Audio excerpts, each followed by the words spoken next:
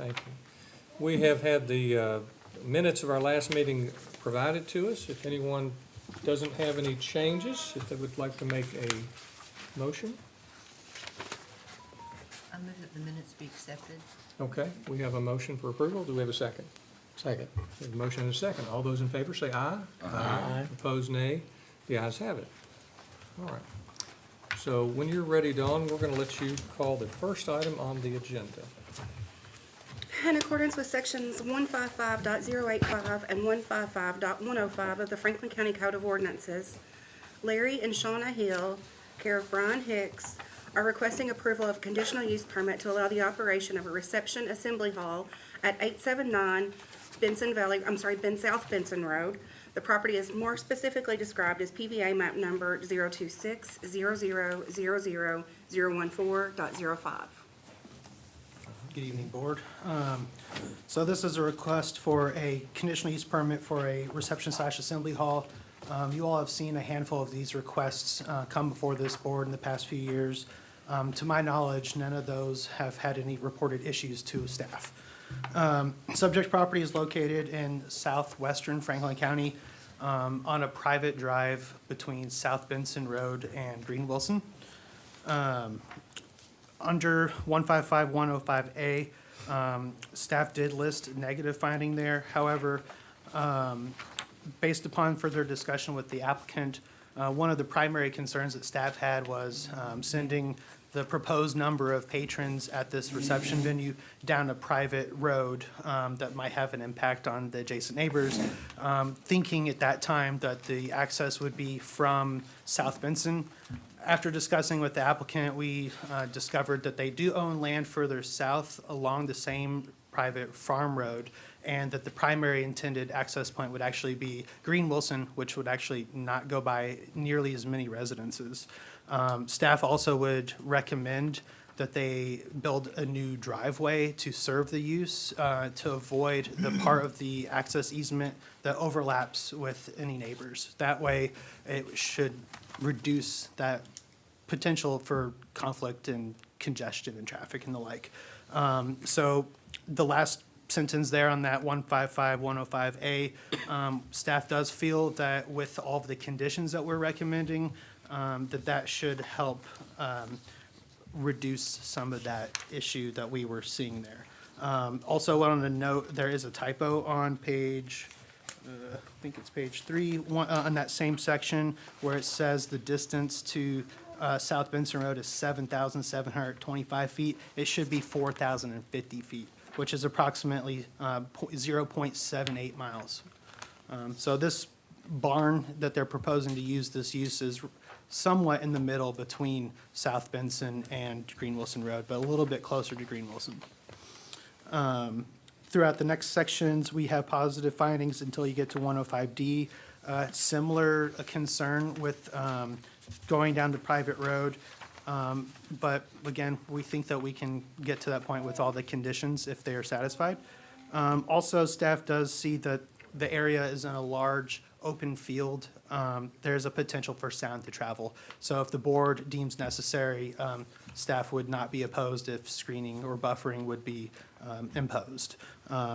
With that, we do have other positive findings. Additional findings staff has, in addition to the findings above, staff finds that the conditional use will not alter the essential character of the general vicinity, nor cause a hazard or nuisance to the public, provided that the conditions recommended are fulfilled. The necessary services to serve the facility are available, and that the proposed conditional use should not adversely affect the public health, safety, or welfare, provided that the conditions, again, are fulfilled. And with that, we are recommending approval with a pretty good length of conditions. There's 18 of them. I'll read them into the record, and one of them, based upon discussion with the applicant, we're going to recommend a modification to it. That's number 14. We'll get to that in a moment. Condition number 1, the conditional use is only permitted at 879 South Benson Road. 2, the conditional use is granted only to Larry and Shauna Hill to allow the use of the property for a reception/assembly hall. 3, the conditional use is not transferable. Any change in use will make the approval null and void. 4, should the applicants no longer own the property along the access easement between subject property and Green Wilson Road, PVA number 026-00-00-014.10 and 026.000014.08. The conditional use shall become null and void unless an access easement agreement is provided to the planning department. 5, a development plan shall be required to be approved prior to the issuance of building permits and the commencement of the use. Let's see, 6, again, the development plan shall indicate the number and location of parking spaces, as well as a dedicated turnaround for fire apparatus and improvements along that easement. 7, the private drive shall be constructed to support the weight of Franklin County fire apparatus up to 56,000 pounds. 8, handicap parking spaces shall be provided in accordance with the Kentucky Building Code. 9, all Franklin County Health Department requirements are satisfied prior to the use commencing. 10, a Franklin County business license must be obtained prior to the use commencing. 11, the barn venue must meet the Kentucky building official, or sorry, the Franklin County building officials' requirements. 12, the use shall be limited to 300 guests, not including staff personnel. 13, hours of operation shall be limited to 12 p.m. noon through 11 p.m. And 14, based upon discussion with the applicant, they felt that that was a little bit limiting, but they might want to have more than one per month. So we've landed at allowing up to 14 through the whole calendar year, not limiting it on a monthly basis. Because there might be some wintertime months that might not see an event, but there might be a springtime where there might be 2 in a month. So staff was comfortable to going up to 14 on that one. Number 15, no permanent structures, including pavement or fill, shall be installed in the flood zone without obtaining flood permits. 16, no outdoor music, live or otherwise, shall be permitted after 9 p.m. 17, no fireworks shall be permitted. And 18, the applicant shall contract with a private waste removal company to remove any trash generated with any of the associated events. And with that, I'd like to enter my report into the record, and I'll be happy to take questions. Were you adding in the conditions the new access point off of Green Wilson? Yes, I just think that would probably be a wise one. It's up to you all. I didn't put that in there, but we're not opposed to it. Okay. I have a question for you. How are we going to enforce this? Somebody going to be out there counting people? And how many, I mean, I'm not trying to be, you know, It's similar to like the fire marshal, this room, we limit the number of people in there unless that official's not present. It's kind of hard to enforce, but, there are neighbors that are aware of this request, and some of them are present in this room. Okay. And if they would to report to us something to that effect, we could check it out. okay. So if there's more, if this is approved and there's more than 14 a year going on, neighbors can report to you all and you can investigate. And if you find that that's the case, what are the options to prevent that from reoccurring? What's the So- enforcement mechanism? Part of it relies on you all. So if we, as staff, get some reports of issues or that any of these conditions listed are in violation, staff will investigate, and if we do discover an issue, we can bring it back before you all, and you all have the authority to revoke the permit. All right, good deal. Do we have any other questions? I have a couple of questions. I realize it's a pretty good-sized area, but is the space that would be appropriate for parking for 300 guests, where's that going to be? And is that an area of this property that will work out for parking? Is it going to be a suitable area for parking? Yes, so that's a good question, and that's one reason why staff is recommending the approval of a development plan. So they'll hire a professional to basically lay out a design of the site, how it will function, and that'll go through a technical review process with the fire department, water, electric utilities, health department, and our office, and we'll enforce that plan to be built to however it's approved. My second question is regarding some sort of buffer or screen that you spoke of earlier. Where would that be, and would we want to require that? Yeah, so again, that's something that we would establish on that development plan, and staff would recommend that it would go in a place that would provide the, basically the most bang for buck. Where are the neighbors? Do we want to put a row of evergreen trees between this use and the nearest house? Those type of details can be sorted out on a development plan. Could we make it a condition that we have that in the development plan? Absolutely, if this board chooses to do so, if you all feel screening is necessary to reduce some of the sound traveling or even the visual aspects of it, staff is fully on board with requiring buffering. And that's something that would also be then required to be put on that development plan. Anyone else? All right, we'll let you sit. We'll let the applicant's representative come up and talk about their request. Mr.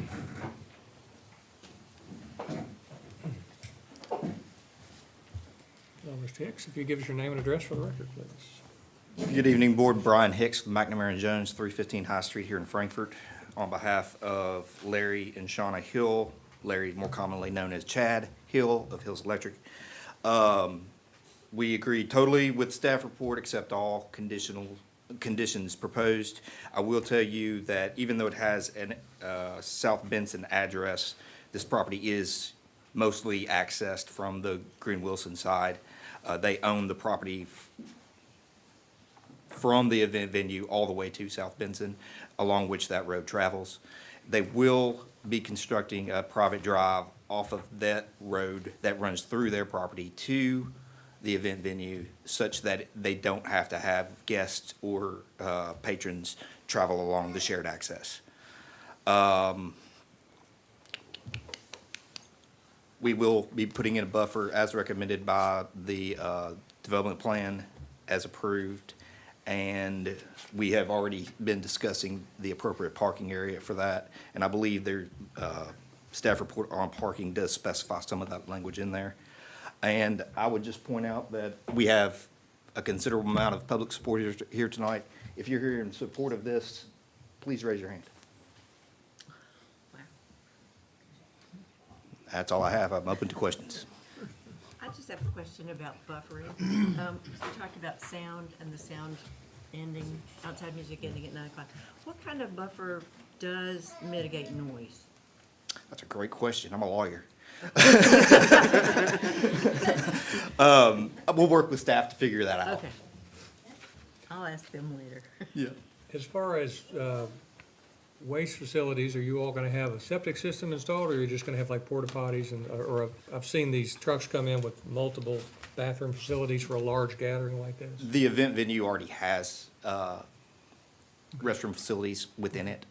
They initially constructed what was a pole barn to act as a man cave for Chad, which was his permanent RV, because he can't go RVing anymore, so that was the initial intent.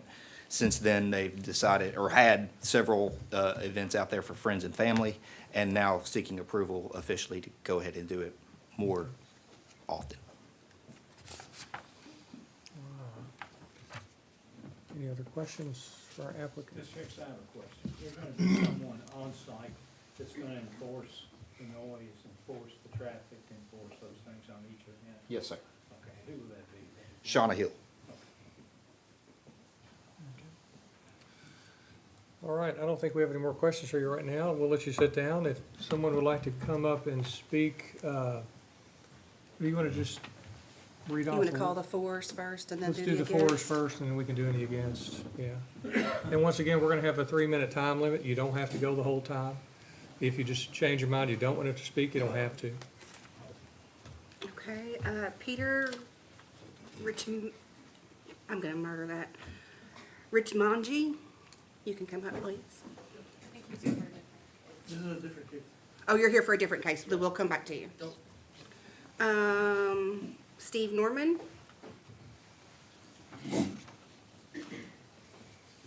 Yes, my name is Steve Norman. I live at 118 Farmers Lane. I do work for Chad, and this is beside, but the reason I would like for this to be out there is everybody knows the condition of Green Wilson. Like I said, I live on Farmers Lane. With him having a wedding venue out there, it's more money for the county to upgrade and widen that road because that money's gonna turn into taxes for Franklin County. And that's the reason I'm for it, not just because I work for him. I live out there. And, we all know the conditions of South Benson. We all know the conditions of Green Wilson. Farmers Lane, it's gonna bring more money to the community. Sykes Market's gonna benefit from this. Anybody that moves out there is gonna benefit from this coming in out there, so. Thank you, guys. Any questions? All right, thank you. Shauna Hill.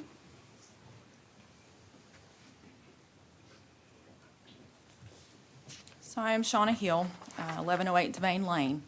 I am the property owner. Brian Hicks has pretty much said everything that I probably need to say, but I will say that we will comply with everything that needs to be complied with as far as what you all recommend or what's been recommended by the Planning and Zoning. We have already been in contact with the Health Department, Planning and Zoning, trying to iron out the details on what we need to do. And we will monitor the situation as far as the guests that are permitted out there, and I do hope you consider it to approve the situation.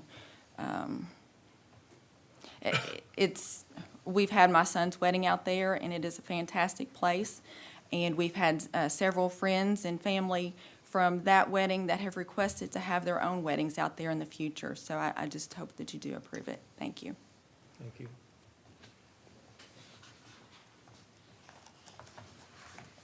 Christine Goss. Hi, Christine Goss, 513 Aztec Lane. I got married. I was the first person to get married out there. That's my best friend, their daughter, Emily Hill. And out of the niceness of their heart, they let me get married there for free last October. I had the most amazing day. All my guests did access it from the Green Wilson. We had no issues. No one came in from South Benson, so no traffic issues there. We had a great day. We did have a few things, but they weren't on our end. There was no issues from us. The hills were great. We didn't have any bathroom issues. We did bring in porta potties by choice because we did have a large number of guests, but we had no issues otherwise. Thank you. Greg McGahee. I'm gonna skip, that was my daughter, so she kind of said everything else. Okay. Marcel Simp. That's another issue. Okay. Andrea McAfee. My name is Andrea Mahaffey. I live at 875 South Benson, which is right next door. It's where the property line next to the property being discussed. And these people are some of the nicest people you will ever meet. And so I trust that they will handle everything appropriately. The only thing I would ask would be to maybe formalize the condition that they come in from the Green Wilson side. It is a very isolated property out there, and when they're having just friends and family out, no concerns. But to have 300 just random people coming through that side, they can see how isolated we are and how isolated our livestock is, and I just want to protect our property and make sure that like a large number of people don't see how easy it would be to access our property. Everybody, don't tell anybody. And then in keeping with that, maybe, I don't know if it would be possible to, at the exit time, to set up maybe a couple of sawhorses that would be, temporary and movable, but just to block access to the South Benson side when it's time to exit so that nobody comes out that way. I don't know if that's reasonable, but, and then the only other thing is, we're fine if the music goes till 10. If you're having a wedding, 9 seems kind of early, but I'm in support. I think that they're nice people and they will handle it appropriately. Thank you. Donald Norman. I don't know what, I'm Donald Norman, 92 Vicky Way. I don't know what can be said that hadn't already been said. I know the drawings you have in front of you really don't speak justice to the beautification, how beautiful this property is. Be a great place for a venue. But that's about all I have to say. Thank you. Thank you. We're moving on to the against, Matt and Joy Lee. Good evening. I'm Matt Lee, and this is my wife, Joy Lee. We are actually the property owners at 877 South Benson Road. We are the ones that are heavily affected by this need because we've had problems with them in the past. They actually had 4, what I would consider illegal venues there. We even talked to the zoning planning board, and he knew about it, and of course, they made excuses on that it was family, friends, so be it. But nonetheless, we've had property damage. We've had threats that were made to us because they didn't like the fact that we had a equine venue the same time that they had their venue. They've had well over 400 people at this venue. And we brought pictures of the damage to our property that was done. So we have, You can testify, please do it separately, so the court reporter can get. yeah, sure. So we do have pictures where they busted our mailbox, they busted some fencing, meaning that their guests have done that. We have threats. We've been threatened. We were threatened by Harrison Hill during Shauna Hill's son's wedding, basically telling my wife, well, I can't even say what he's gonna tell my wife because it's not appropriate to say, but he said that to my wife and son. So these are the people that I understand everybody's saying are good people. Well, maybe they are, but, you know, they obviously don't want to work with their neighbors. They don't want to control their own family in order to have these venues. And again, when I'm threatened that my barn is gonna be burnt down, because they didn't like the fact that we had another venue, I think that's going a little extreme. Now, I am glad to hear that there are a bunch of contingencies with this, and I do hope that those stand. Again, where our driveway is right in contention with where they would drive to their main driveway. So as long as they have a driveway coming off before it even comes to our driveway, I don't think my wife and I have much of a problem with it. I do think there needs to be sound buffers. I do like to see a 10 o'clock end time, not 11, because the sound where it does, it radiates through the hollow right there, and it does come to the house. We just built a house in 2024, moved in. The house is well-equipped with insulation, but you can still hear them partying. I would like to make sure that there's no underage drinking, which has been there before. We've seen that. And I would like to, again, just make sure that they abide by all the rules, which they haven't done. I mean, as a matter of fact, right now, they don't even let garbage trucks come down Green Wilson Road in order to service my barn, my house, but yet they're gonna let these trucks, 400, 300 cars come down this driveway in order to go to the venue. Doesn't make a lot of sense, but I don't have much of a problem with this as long as those things are met. Again, I would like to have a 10 o'clock end time. Definitely want to make sure that there's a sound buffer so that it doesn't affect my residents. And I also would love to see that there would be a different road because, as Ms. Mahaffey said, the road cannot handle any additional traffic. I'm It's all- sure you're past your 3 minutes. I'm I am. sorry, I didn't hit the No problem. timer, but Yeah, I'm I've positive. said what I need to say. Thank you. Thank you. Joy, would you like to come up?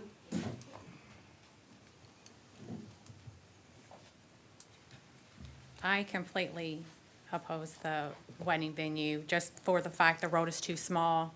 Where our property is, I don't see how it's possible for you to block the noise. And every time there's a wedding, we have damage to our fencing. It's a very narrow road, and without you visually seeing it, our property butts up too close. Our property is in the line is in the middle of the road. It's next to impossible to keep the noise away from our homes. So I just don't see how it's gonna be manageable. And the weddings they've had have been well over 400, so again, how are you gonna manage how many people are there? We have called in the past. We called planning and zoning multiple times.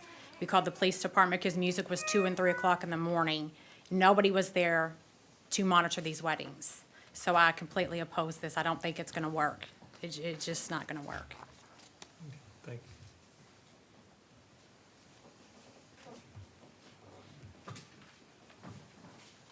you. Dylan Wilson?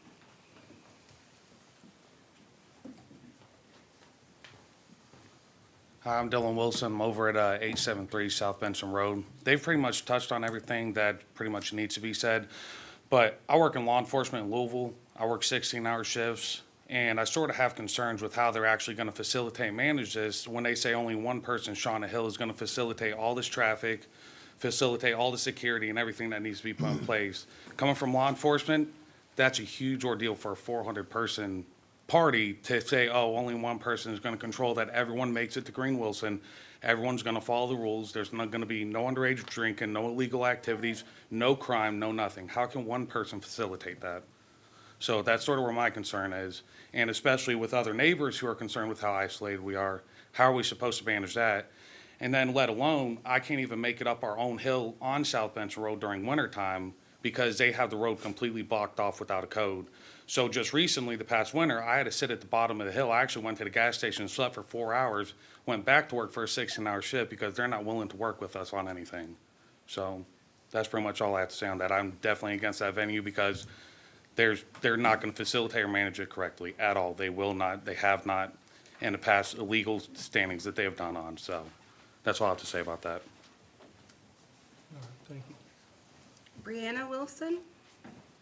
He said it. Perfect. And then Southard?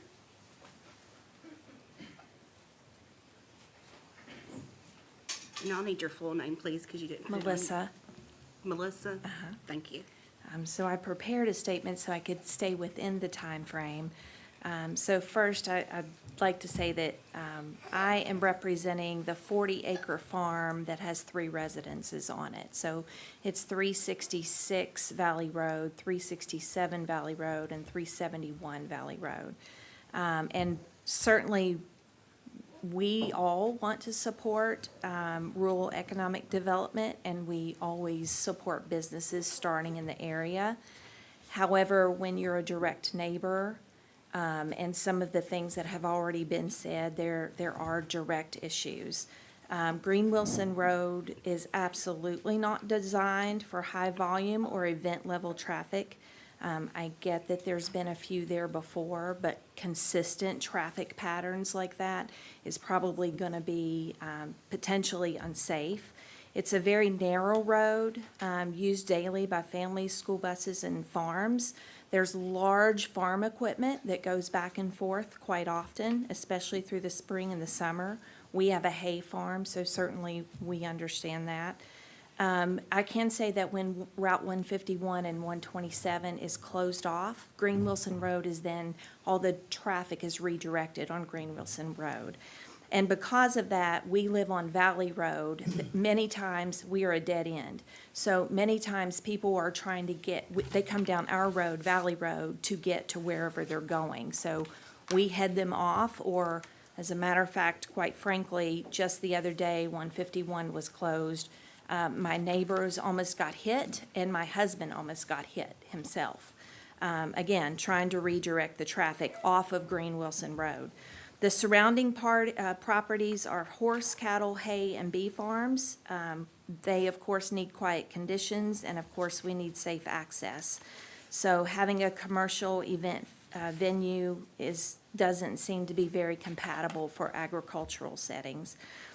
We are very well aware that there have been late-night events already, because we have heard the activity continue until 11 and later.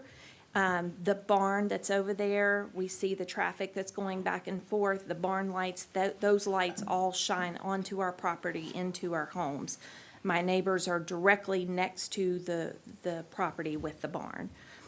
So we're very, very concerned. We think you should heavily consider all of the things that I think those of us that live in that area, actually, we have those issues. I get that you're supporting a small business and others support the small business, but being in the area, directly living adjacent to the farm, we request that we respectfully request that you really consider this or deny it. Thank you. Thank you. That's all I had. Okay.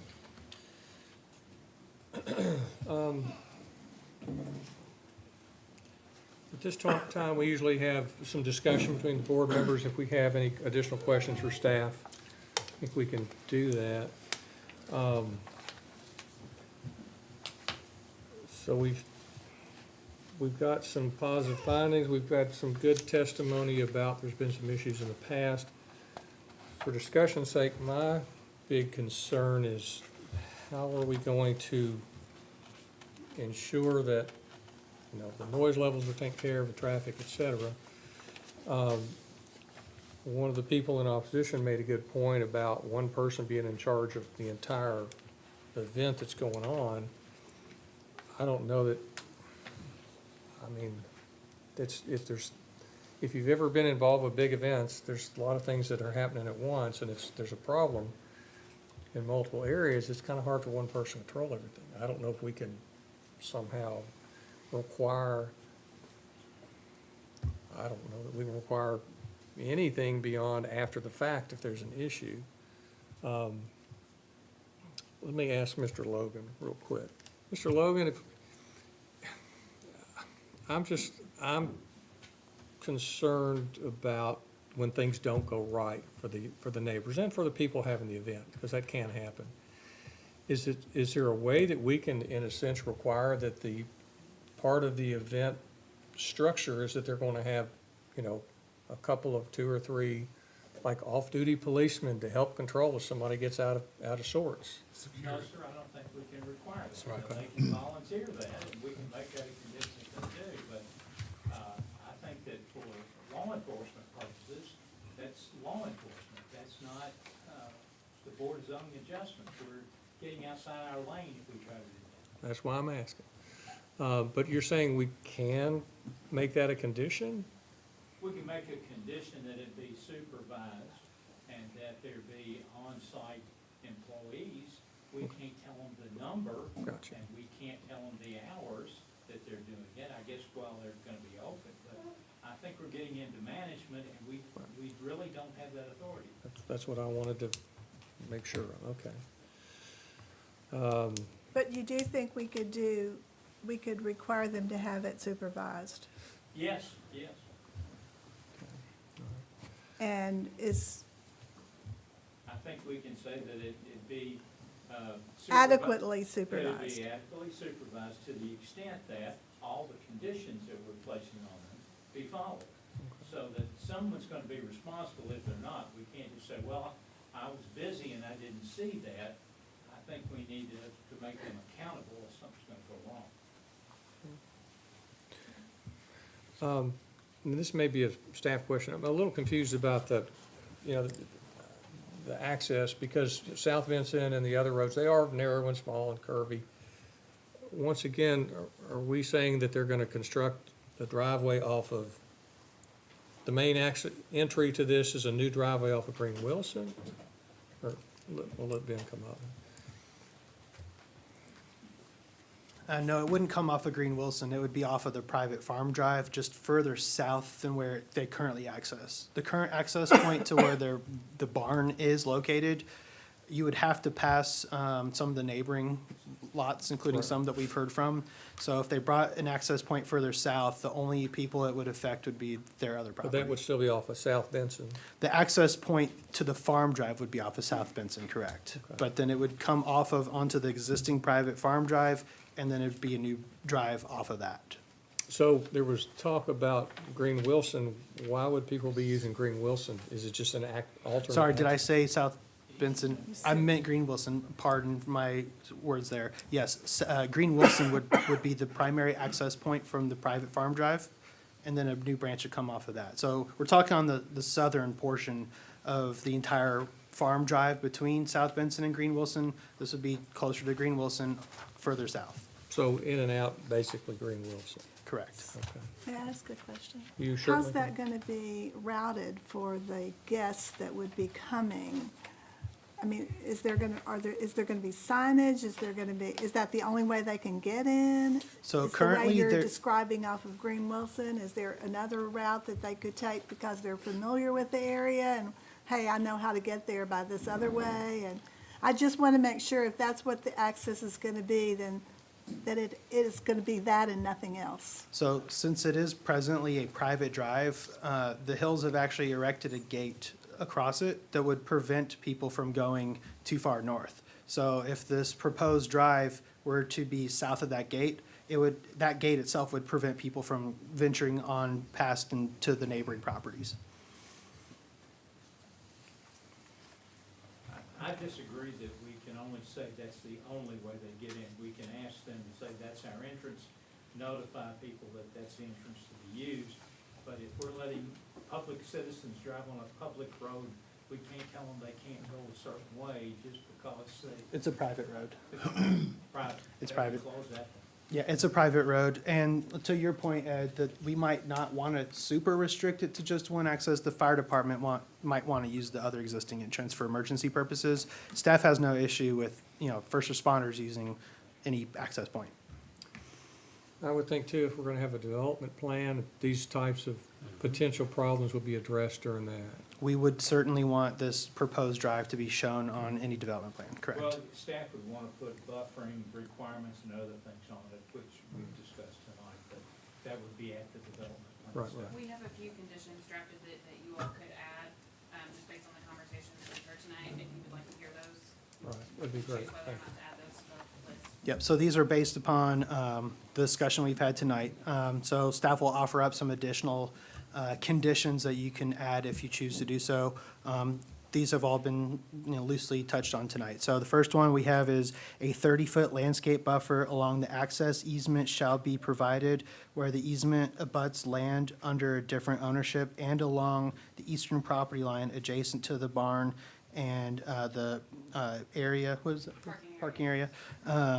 Such buffers shall contain a row of evergreen trees planted at a 25-foot on, space 25 foot on center. Staff likes evergreen trees as buffers. I know that question was brought up earlier, what type of tree or whatever works best for buffering sound. Evergreens don't lose their leaves. If they're spaced properly, they can, it's not gonna stop 100% of the sound, but it'll definitely buffer or reduce how sound travels. That's one. So the second one we have is a dedicated drive shall be established from the access easement to the barn so that the shared portion of the access easement is not utilized for the venue, and a gate shall be installed. So I think that installing a secondary gate might help with what you were talking about a minute, Iris. Number three, parking, lighting, and exterior lighting on the barn shall be shielded fixtures directed towards the interior of the property. Somebody mentioned just a moment ago about light coming through, so that should hopefully address that concern. And then number four, to add to the list of conditions, all events shall be adequately supervised by staff to ensure that all conditions are met. So those are for you all to decide if you want to impose that or not. And Mr. Judah, you had mentioned about the, like up to 14 for a calendar year on that item number 14, so that was a revision there. Yes, so after the staff report went out, we had some discussions with the applicant about maybe what we had initially proposed didn't quite work with what they might want to do, and especially considering that if they, the winter months might be calendar free for them. They might not have any events in the wintertime, but they might have 2 or 3 in the springtime on a single month. So this will give them a little bit more flexibility without really increasing the total number by a substantial amount. If you don't mind, we'll have those notes, if we put that into a motion. If you don't mind. Any other questions or discussion? Go ahead. Talk about 14 events a year, so that they can be flexible, but should we limit the number per month? So that they can't do 4 weeks in a row? No? It's just a thought. That's a good point. I think that's a good point. Your weddings are usually in the summer. Yeah, June, graduation. They could do 8, there could be 8 weeks in a row, and that wouldn't be fair to the neighbors, it seems. Right. I guess we can add that condition if everybody votes in favor of that. I think we want to have flexibility if we approve this, but we also want to, like you said, protect neighbors so that's not overloaded on party after party. Right. We don't have 14 straight weeks in the summer. Right. Is that would that be a reasonable condition? If I live next door to it, yes. If I own the building, no. Right. Why don't we do this? Let's have the applicant come up, and we're in discussion still. If you don't mind, Mr. Hicks, come up, and you kind of see where we're coming from. If we have you know, wedding season and there's an event every weekend, it may kind of wear on the neighbors or whatever. We'll limit it to 2 a month. Okay, that seems What reasonable. was that? We'll limit it to 2 a month, if y'all want to make that a condition. That seems reasonable. Is that, I think that's right. 2 a month, not 2 a to month, exceed 14? Is that what Correct. you're saying? 14. What if it's 5 weeks in a month? 5 weekends. 2 a month. 2 in the calendar month, doesn't matter the weekends, yeah. That seems reasonable. Not to exceed 14. Is that- Right. Right, not to still exceed limited to 14. 14 per year. It could be back-to-back weeks, but that's what you're, Just 2 per but just 2 for the per month. calendar month. Yeah. And if we hit 14, we'll be pretty impressed. Oh, yeah.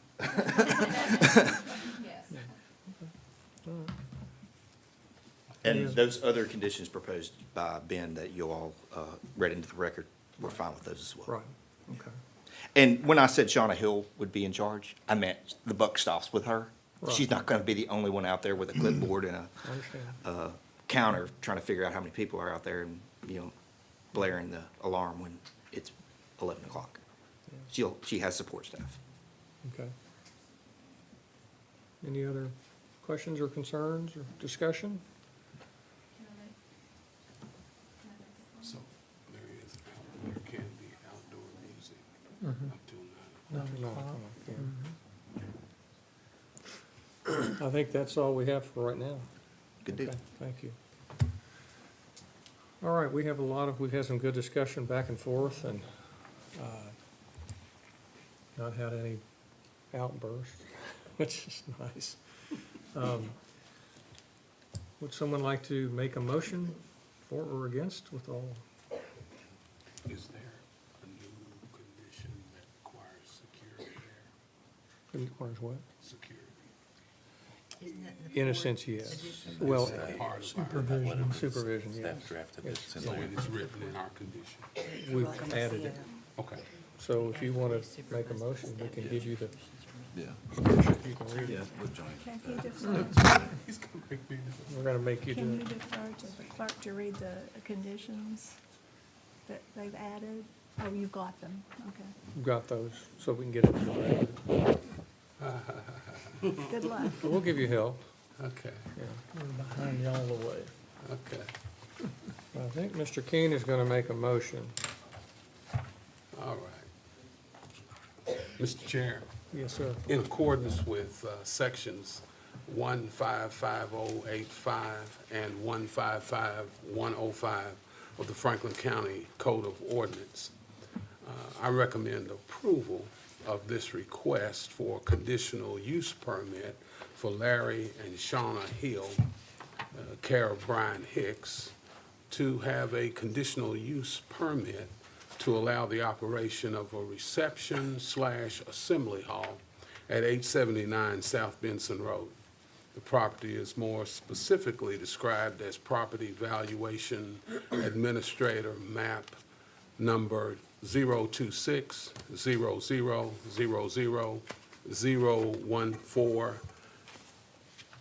026-000-014.05. And I would like to add that this is being recommended because of the positive findings of the staff and to include the conditions that have also been developed by the staff and those that are part of this board tonight. Those conditions, most of them have already been read to the record, but I think I should read the newer ones that come in addition to the record. And they are a buffer, a 30-foot landscape buffer along the access easement shall be provided where the easement abuts land under different ownership and along the eastern property line adjacent to the barn and parking area. Thank you. Such buffers shall contain a row of evergreen trees planted at 25 feet on center. Next, recommendation is a dedicated drive shall be established from the access easement to the barn so that the shared portion of the access easement is not utilized for the venue, and a gate shall be installed. Third, parking, lighting, and exterior lighting on the barn shall be shielded fixtures and directed toward the interior of the property. Finally, all events shall be adequately supervised by staff to ensure that all the conditions we've shared are met. Mr. Could you- Keaton? I would also recommend that we add with this that there be no more than 2 events, wedding events per month. I think that's what the. With the total of 14. Not to exceed 14. Not Yeah, to 2 exceed months, we're not gonna exceed 14. Okay. Final recommendation that there be no more than 14 events per year and not to exceed 2 per month. Okay. All right, we have a motion with conditions. Do we have a second? I'll second that. A motion and a second. Would you please call the roll, Dawn? Ms. Skidmore? Yes. Mr. King? Yes. Mr. Holder? Yes. Mr. Buchanan? Yes. Mr. Richardson? Yes. Ms. Townsley? Motion carries. All right, you have your approval with conditions. Good luck to everyone, and hope everything works out for you. If we're gonna have, you all are welcome to come or go, but we'll wait until you all are out of the room, so we'll continue our meeting. If you're gonna talk, that's great. If you would go out in the hall for us, and that way we still can continue with our meeting. That would work. So John can shut down the record.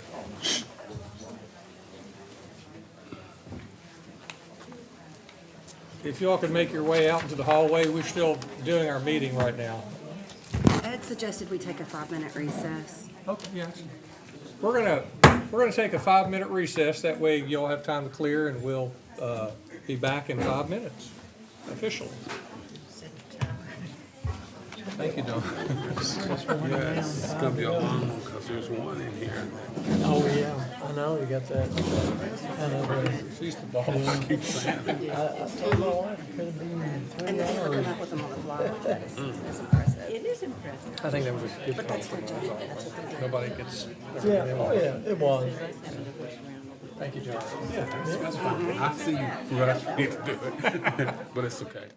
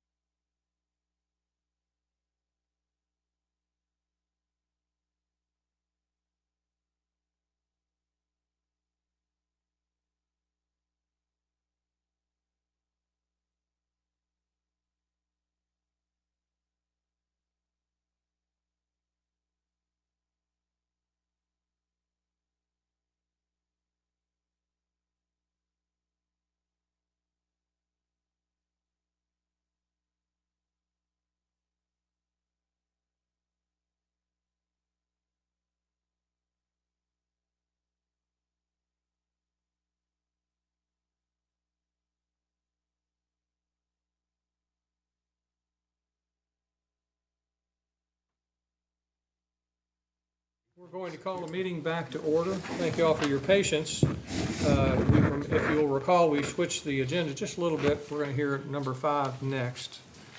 So if you'll call that item on the agenda, please. In accordance with sections 155.048, 155.085, 155.089, and 155.105 of the Franklin County Code of Ordinances, Brian Hicks, on behalf of the Hills Properties LLC, is requesting approval of a conditional use permit to allow the operation of a short-term rental at 1015 Devane Lane. The property is more specifically described as PVA map number 05130050004.00, and it's an RB zone district. Good evening, Mr. Chair and members of the board. The subject property is located on Devane Lane, a county-maintained road, County Route 1103J, which is off Old Lawrenceburg Road and/or US 127. The lot is approximately 0.27 acres in size and contains a 2,654 square foot single-family dwelling with 3 bedrooms. The home is located in Bentwoods subdivision. Adjoining zoning is single-family residential suburban density, RB district, and single-family residences. According to GIS data and FEMA MSC, the subject property is not located within the special flood hazard area. While a 3-bedroom dwelling would be allowed to have up to 10 guests in a short-term rental, the applicant has indicated that they plan to rent the unit no more than 8 guests at a time. So the subject property is large enough to accommodate 4 vehicles in total.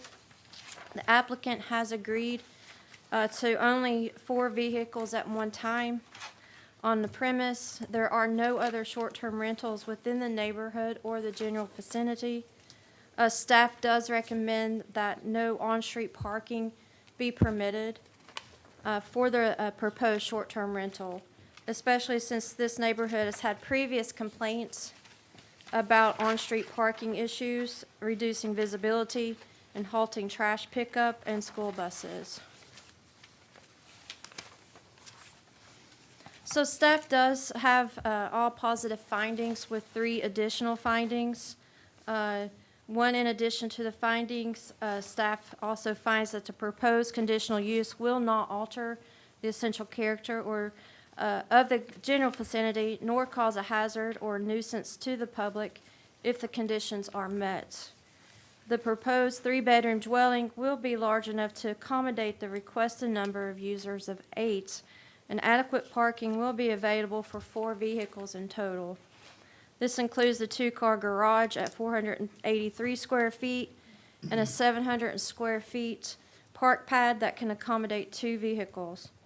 All necessary public services and facilities are or will be available. And number 3, the proposed conditional use should not adversely affect the public health, safety, or welfare, provided that the recommended conditions are met. Staff is recommending approval of this short-term rental at the property located at 1015 Devane Lane.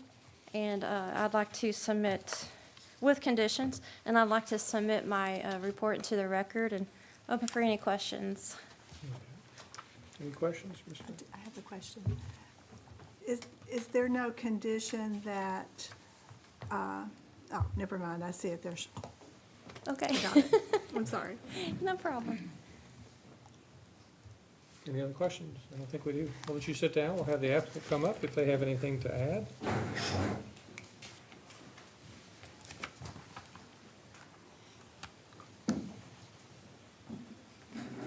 Me again. Brian Hicks, McNamara and Jones, on behalf of the applicant, Hills Properties, also owned by Chad and Shauna Hill. Great report, Tina. We agree totally, accept all conditions, and open for questions. Any questions for Mr. Hicks? Don't see any. We'll let you sit down. If we have anyone in the audience who would like to speak on behalf of this item, we'll let you come up at this time. We don't see anyone. Okay, we'll let you all relax there a second. we'll go into discussion or have a motion. I would just say that we have all positive findings. We don't have anyone in opposition. We've had this type of request before us many times. If someone would like to make a motion for or against, I think you're getting them now. I'd be glad to, except I'm missing this back page unless. Okay. Yeah, okay, thank you. Sure. I move for approval of, in accordance with sections 155-048, 155-085, and 155-089, and 155-105 of the Franklin County Code of Ordinances, to approve the conditional use permit for Hills Properties LLC to allow operation of short-term rental at 1015 Devane Lane, property more specifically described as PVA map ID 05130050004.00 in Zone RB. And with all positive findings of the staff report, with the following conditions that have been agreed upon by the applicant. And that's, number one, conditional use is only permitted at 1015 Devane Lane. Number two, conditional use is granted only to Hills Properties LLC to allow the use of the property for a short-term rental. Number three, the conditional use is not transferable, and any change in ownership will make this approval null and void.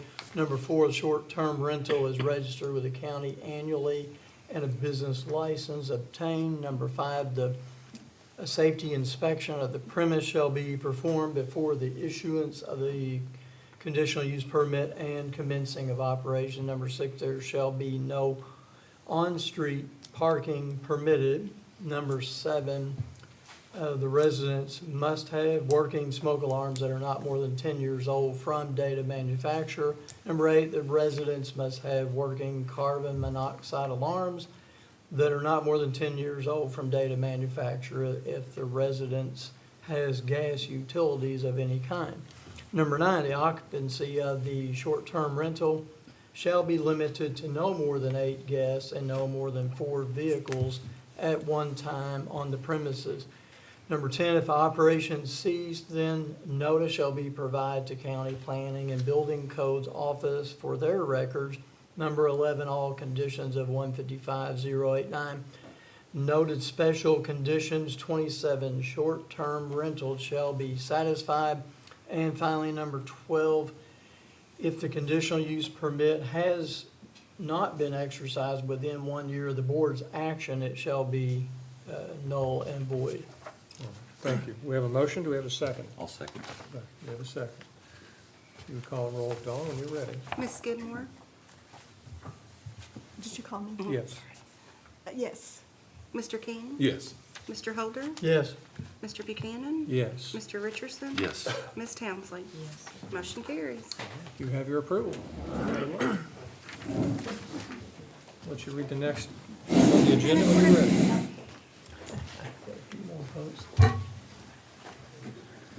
In accordance with sections 155.232 and 155.085 of the Franklin County Code of Ordinances, Peter Richmongu requests an appeal to change one non-conforming use ice manufacturer and distributor to another horse supplement packaging and distribution at 814 Clifton Drive. The property is more specifically described as PVA map number 048-2005.001, and this is a single-family rural residential B district. Good afternoon. The subject property is located in a rural hamlet of Choteville, which is northwest of the intersection of Devil's Hollow Road and Pea Ridge Road. This lot is just over 9,000 square feet and contains an 1,800 square foot metal-sided structure with a garage bay. This structure was initially constructed to house an ice manufacturing facility for the purpose of manufacturing, storing, bagging, and delivering ice. So the applicant is now requesting, again, it is located in a single-family residential district, so the commercial use is not typically permitted. They're requesting to change the non-conforming use to a horse supplement business where they will package and distribute horse supplements. They will not be doing any manufacturing there at this time. So staff does have positive findings regarding the change in non-conforming use throughout our report, and we also have 3 additional findings. One, that the proposed use of the property for packaging and distribution of horse supplements will be a similar but less intense use than the previous use as an ice manufacturing and distribution facility. The proposed use will likely result in decreased traffic and noise on the subject property. Number 2, the proposed use is unlikely to have a negative impact on the surrounding area, as the use will be a slightly less intense wholesale activity as compared to the earlier manufacturing use. And number 3, that adequate paving exists on the property to accommodate the 2 required parking spaces. Should the board decide to approve the request, in accordance with our recommendation, we also recommend the following conditions. 1, that the horse supplement packaging and distribution facility shall operate no more than 3 days per week. Number 2, that the use shall be limited to 1 employee on the premises. Number 3, that a business license shall be obtained through the county's occupational tax office. And number 4, that any waste products related to the horse supplements be picked up and disposed of off-site through a solid waste service, and they shall not be discharged into drains leading to the sanitary sewer system. I'm happy to answer any questions. Any questions? I have a question. What is this supplement that they're packaging? It is a supplement for horses. I'm sure the applicant can probably provide more details on that than I can. Supplement for horses, but is it? Do you want me to step aside and have the applicant come up No, now, or we'll ask I the don't have that, I applicant. don't have an answer for that. I think that they can answer that question. Okay. I'm sorry, I have a curiosity I have to ask. Why is staff recommending that this happen only 3 days per week? Because that's the operational plan that the applicant submitted. They said that that was their intention, was to only operate 3 days per week. And since the goal of changing a non-conforming use is to always become closer to conforming, which in this case would be a lesser intense use, to kind of get it closer to that residential character, we recommended that they stay with that 3 days per week that they were proposing. So it's relating to maintaining the residential character? Yes, and limiting the impact of traffic and that sort of thing. Okay, thank you. Will there be more supply trucks coming in with this use than there were with the ice manufacturing? Based on the information that the applicant submitted, and again, they can perhaps speak to what exact numbers of trucks that they will be seeing, it will be comparable or less to what was going with the ice. My understanding is that the ice manufacturer had much more frequent deliveries of the ice that was manufactured on site and going out than this use will, and with larger trucks. You don't know the size of the particulars, like one delivery of supplement would be, because you don't know what it is yet. I mean, we don't know. The applicant can probably touch on that. My understanding is that it's likely your sort of typical delivery trucks, like a UPS type truck, and rather than a large. I just wonder if we're talking about like pills, or we're talking about large things they eat and. Right. My understanding was Feed. that it was more along the lines of a smaller object, but I don't have information beyond what's in the staff report. So that's a great question for the applicant.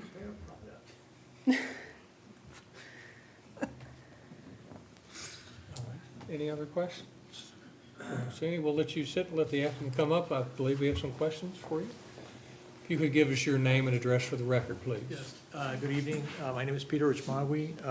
My address is 205 Ashby Circle in Versailles, Kentucky. Thank you. We have a couple of questions from one of our board members. If you want to go into an explanation of basically what it is you're packaging and number of deliveries and such. Sure. I actually have a video if you want to see our largest package of what we package. Sure. Sure. And so we basically package. When you speak, go over to the I'm so microphone. sorry. Thank you. This is my first time. That's all right. I'm kind of nervous. So we basically package grains and dried nuts for horses, and also pets as well, dogs, but it's very small, mostly for health benefits. Nothing like hay or anything large, bulky. What are the dimensions of your average package? Our largest bag is 25 kilograms, which is about 50 pounds. And I have a video of. I don't need to see the video Okay. necessarily, but Yes. what is in this? What is it? Mostly grains and dry nuts. Okay. And dried fruit. Nothing that would be hazardous to No, ma'am, it's humans or- exactly completely organic, And that's basically the motto of the company is everything's organic and healthy for animals. So we've been operating in Frankfurt for about 2 years, and we want to stay in Frankfurt. And we have this opportunity to purchase this small warehouse so that we can continue our growth in Frankfurt as well. Could you address deliveries? You know, are we talking semi-trucks to get your product there, or? So most of our deliveries are, I think we have one delivery every 1 or 3 months, which is a pallet, which is in a small semi-truck. And most of our deliveries are just UPS-based, small boxes that a normal UPS truck goes out and delivers for us. And whenever we do any local deliveries, we do it in our own truck. We have a Ram, a light vehicle truck. There were 4 recommended conditions in the staff report. Have you had the opportunity to read those? And if you have, do you agree to those? To tell you the truth, we were asked very, about the conditions. Let's see, horse supplement packaging distribution facilities shall operate no more than 3 days per week. The use shall be limited to 1 employee on the premises. A business license shall be obtained through county occupational tax office. And any waste products related to the horse supplement shall be picked up and disposed of off-site through a solid waste service and shall not be discharged into drains leading to the sanitary system. Yeah, we don't discharge anything because everything's just, basically, we receive it in bulk and we just repackage it. That's basically the business that we have. You're in agreement with all of those? Yeah, we do have 2 part-time persons working, but one of them works at a different location and just delivers to the site. And the other one is part-time, and he's usually at the warehouse when we need him. Because everything, we package everything, he doesn't really need to be there. It's a pretty efficient operation. We have basically a mixing machine and a sealing machine, that's it. And they're both electric and small motors. And it does say 1 on the premises, it doesn't specify Correct. how many employees. Yes. Sounds like you've got that Yes. covered. All right. Sounds like you're in agreement with those. Okay. Any further questions of our applicant? Okay, we'll let you sit down at this time. If there's Thank you so anyone in the much. audience who would like to speak on behalf of this or against? No. Don't see anyone. All right. Seems pretty straightforward. Good use of the property, less non-conforming, that's what we want to go for. Someone would like to make a motion? I'll do it. All right, we'll let you. In accordance with sections 155.232 and 155.085 of the Franklin County Code of Ordinances, we recommend approval of Mr.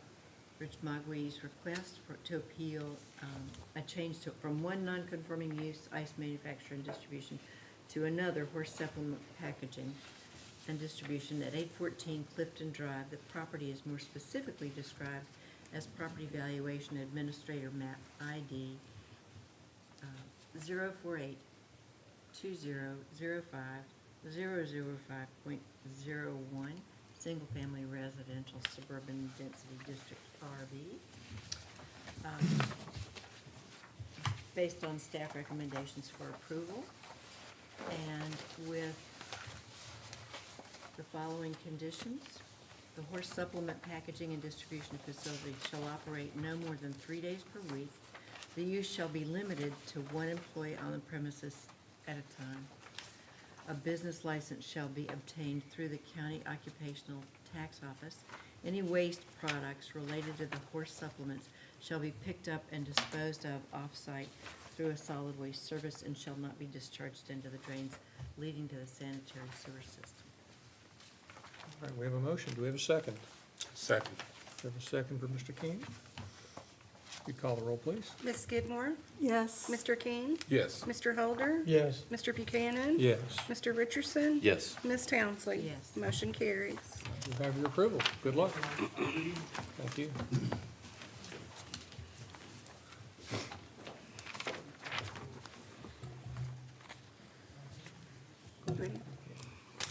accordance with sections 155.050 and 155.048 of the Franklin County Code of Ordinances, Mark and Amy Keedle request one, an administrative appeal contesting the planning department's interpretation that they cannot request a conditional use permit for a short-term rental proposed to be located in an unpermitted accessory dwelling unit.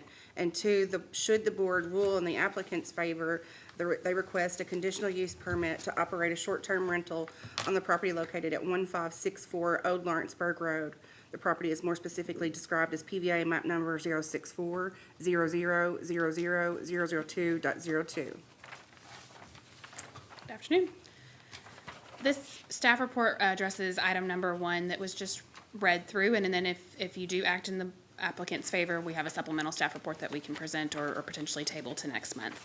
So the first item is the administrative appeal contesting the planning department's interpretation. So how we got here, the applicant submitted an application for a conditional use for a short-term rental back in September for their property at 1564 Old Lawrenceburg Road.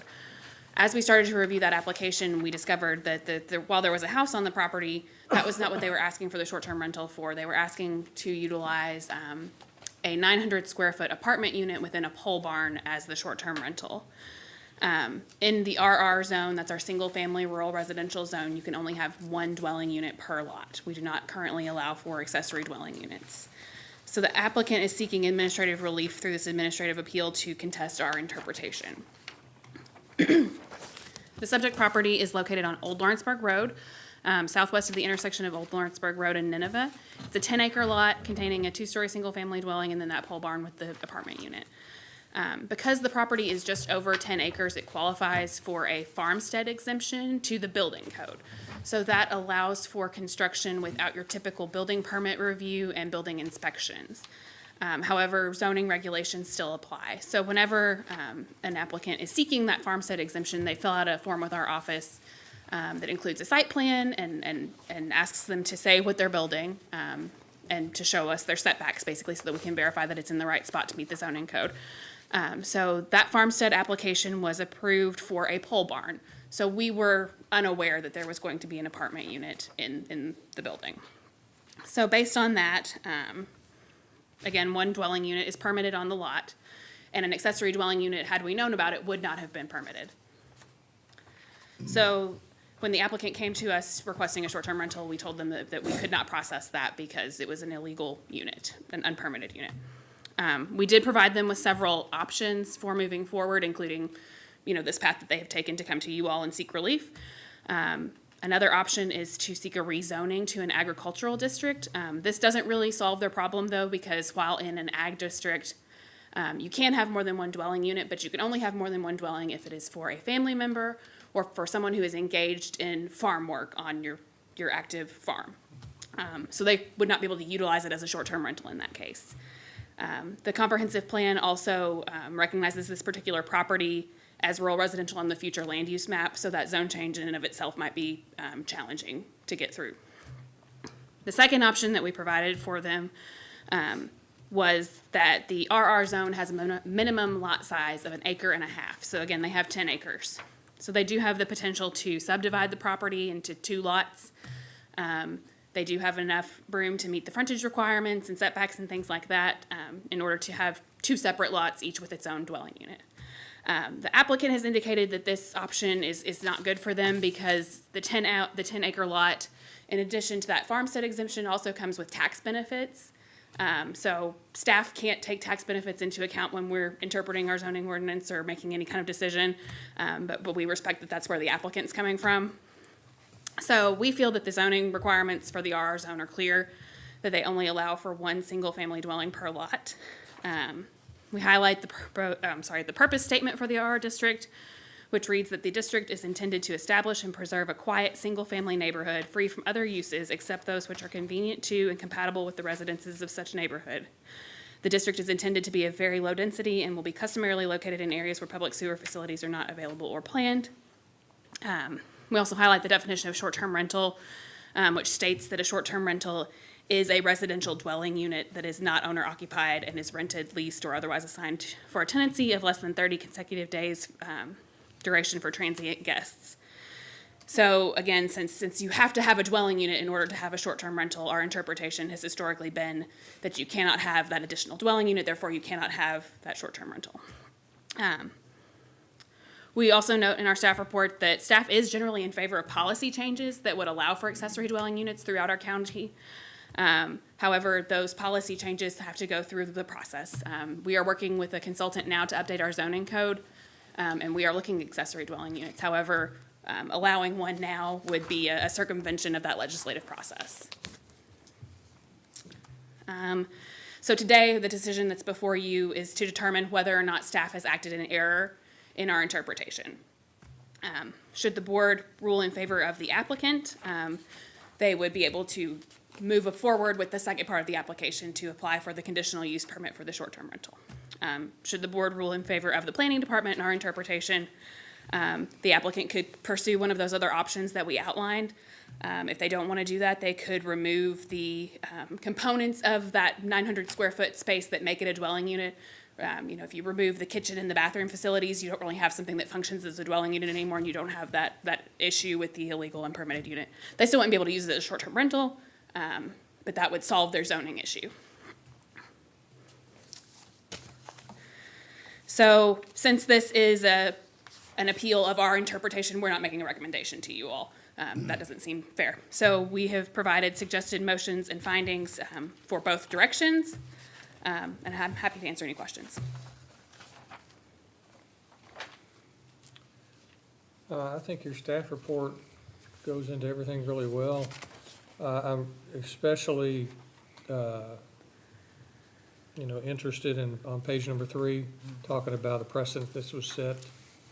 Because if this is allowed, then we're getting into, this could kind of go any place, and why have planning and zoning, et cetera. Yep. I think that's something that the board should keep in mind, but I think you've done a really good job of laying out and giving them options too. That's more of an opinion, I guess. Just don't have any questions beyond that. All right, does anyone have any questions? Okay. If you don't have any questions, we'll let you sit down. We'll let the applicant come up, if you would, please.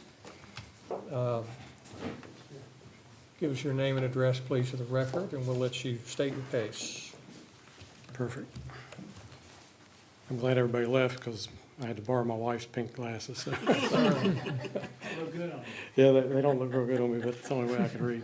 So, my name is Mark Cadle, and this is my wife, Amy Cadle, and we were the owners of the property at 1564 Old Lawrenceburg Road. We appreciate the opportunity to ask about the conditional use permit. She did do a great job in her words there, but I have a few things that I'd like to bring up as well. We are the owners of the property, and we appreciate the opportunity for this permit. It is an existing dwelling on our property. We fully understand and respect the purpose and intent of the rural residential zoning district that was established way back in 1983. So it's very outdated, as you can see, specifically to preserve the quiet, low density and rural character of the community. Our request does not increase density, and it does not change the character of our area. It simply allows the responsible use of an already existing barn and dwelling and keeps us from subdividing our 10.2 acres and losing our farm exemption. As for the management of and protections of the property, we've put in some stipulations that we will not allow parties or events, no pets, no smoking, very strict noise, parking, and occupancy standards, strict guest screening, be closely monitored as we are on-site owners as opposed to out-of-town owners like many other short-term rentals that are in Frankfort. I also have support letters from both of the neighbors that could possibly be affected. However, we feel they would never know a guest is there the way the land and the barn and the structure is. For board consideration, we understand this type of permit may be uncommon in a rural residential zone. However, we respect and ask the board to consider this request based on its individual merits, the existing infrastructure, and our commitment to a responsible management. we are willing to comply with reasonable conditions as well. Now, before I go into the next area, we found an error in their process, and please keep in mind, we're just looking for your help for approval, just so we don't have to subdivide. But the one question before you is whether the planning department acted in any error. We respectively submit that based on the record and the department's own process, an error did occur, not in any intent, but in administration and interpretation as applied to our application. In early September, which she stated, we did submit and complete a completed application seeking a conditional use permit for a short-term rental. The application clearly identified the structure and the nature of the proposed use. For approximately 2 months, no objection, no deficiency notice, or interpretation issue was communicated to us until November 4th, when she submitted an email. It could have possibly been November 3rd when we spoke. I believe it was still November the 4th. During this time, the application was accepted, fees were paid, the application was under active review, no indication was given that the request was not attainable. Multiple conversations with multiple staff members were had concerning the form provided for the short-term rental with a checklist of the firearms, the fire extinguishers, et cetera. This shows you that the planning and zoning knew it was new construction, and they were instructing me of what needs to be done for actual approval. It was only after this extended period of silence that we were informed after the fact that the staff believed this request could not even be considered. In that 2 months, we decided to upgrade many things. I've spent tons of money. That's why I'm asking for your help. And we're in a huge bind financially because of this. Reliance on the administration process. As a property owner, we must be able to reasonably rely on the county's review process. When an application is accepted and allowed to proceed for months without objection, it creates a reasonable expectation that the request is eligible for consideration, even if approval is not guaranteed. Had staff informed us that the outset of the request was interpreted as legally impossible, we would have immediately addressed the issue and pursued an alternative path. Again, if 2 months went by. The zoning ordinance states that only one dwelling unit is permitted per lot in the rural residential district.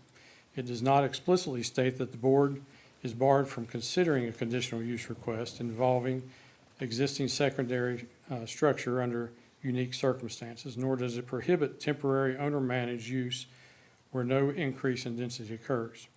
The department's interpretation goes beyond enforcement and into preemptive denial of board consideration, which we respectfully submit exceeds its administrative role. The appeal is not about avoiding compliance or creating a loophole. It is about ensuring fair notice, consistent application process, the opportunity to be heard on all the merits.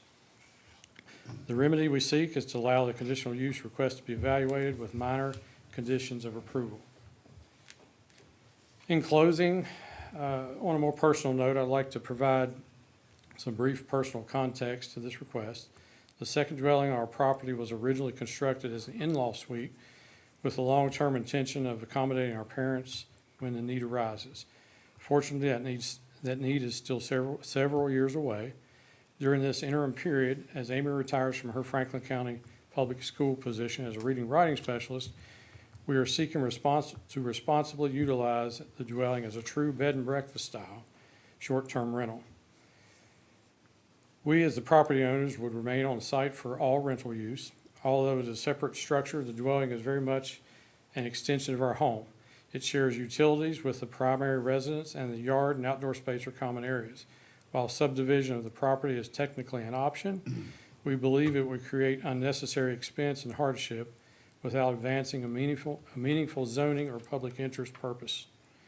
We have made substantial investment in construction and allowing it to operate as a short-term rental would help offset a portion of that cost while ensuring the property remains well-maintained and fully utilized. I'd like to thank you for your time and your service to the county, and happy to answer any questions you have. I have a quick question. I'm a little confused about the construction, because the picture in the report looks like your main residence Were these constructed at the same time, or was your residence already there? So the residence was there in 2019, we built right before Okay. COVID. And then the barn? Last year, we built the barn as a pole barn Right. originally, and that was our thought, was just to keep it as a pole barn. It was a 30 by 50 barn, and we decided to build out the interior of a portion of it. And so, in the staff report, I think it goes into, because you've got the homestead exemption, you're kind of exempt from a certain amount of inspections and such. Correct. And so, you're saying that they should have been aware that, They were aware. they were aware that you were building a livable space in there with? When we initially applied for the barn, to build a pole barn, they were not aware. We started building on that, and then I submitted in September after starting to build, because our thought was we were farm exempt, and I didn't need to, have approval for that.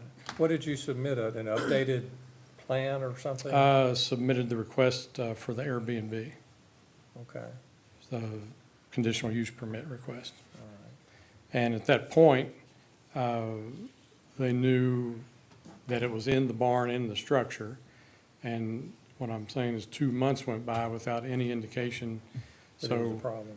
we assume, or didn't assume, but that if they're not telling us that it's not allowable after 2 months period for, where I'm spending, multiple dollars to get this complete. I know the other option is to break off the land. We've got 10.2 acres, like I said, and that's just the issue we don't really want to have to go through. Mr. Chairman, I would address one thing. A delay of 2 months is, there is no case law that supports that as being the basis for taking action. Could have been a backlog, it could have been oversight, it could have been whatever. That's not a basis for you to make a determination. You have to do it on the other aspects he's saying. All right, sir. Any other questions of the applicant? All right. We'll let you all sit down. If we have anybody else in the audience who wants to talk about this, I don't know. We'll let you sit down, we'll have discussion. Oh, I'm sorry. Hi, I'm Amy. Go I'm ahead. Amy Cadle, 1564 Old Lawrenceburg Road. Do you have pictures of the dwelling? Okay. So as you can see, this is just steps from our home. And to subdivide that would be, I don't know what value that would bring to the zoning and planning board, other than to say that it crosses the Ts and dots the Is. But I am retiring soon, and what I want to do is have a true bed and breakfast for the people who come to visit Franklin County. Bed and breakfasts look different, and today, you can't really trust people to come in your home because you might wake up and not be there anymore. So to have it somewhere else for them to sleep, and then to have breakfast ready for them is what I would like to do in my retirement. And I hope that you guys see that this is just an extension of our home. It's connected. We already had it connected with electricity and sewage and water. And even though we are exempt, we have had approval with electricity and with septic. We've had those approvals. So I just wanted to let you know that. May I ask a question? You submitted the application, and then you began the upgrade to the auxiliary dwelling unit? Yes. Before you had any approval? I mean, I understand that you didn't hear back from them one way or the other, but did they lead you to believe that you were going to be approved? I'm just wondering about you're going on and spending the money before you've gotten. I'll let him answer that Okay. because I was pre-teaching that day. Okay. So could you repeat the question again? The question is, you submitted an application, and I know you said you waited a couple of months, but during the time that you were waiting, it sounds like you went on ahead and started upgrading the property, but you hadn't gotten approval yet. So it's reasonable to assume that if they did not deny it the day you submit the application, that is most likely going to be approved. Well, except they hadn't had time to review it. I'd be interested to know if they had a backlog or. But my point is just, you went on and did the upgrades before you got any approval, right? I was still trying to complete it, yes. Okay, Correct, thank you. yes.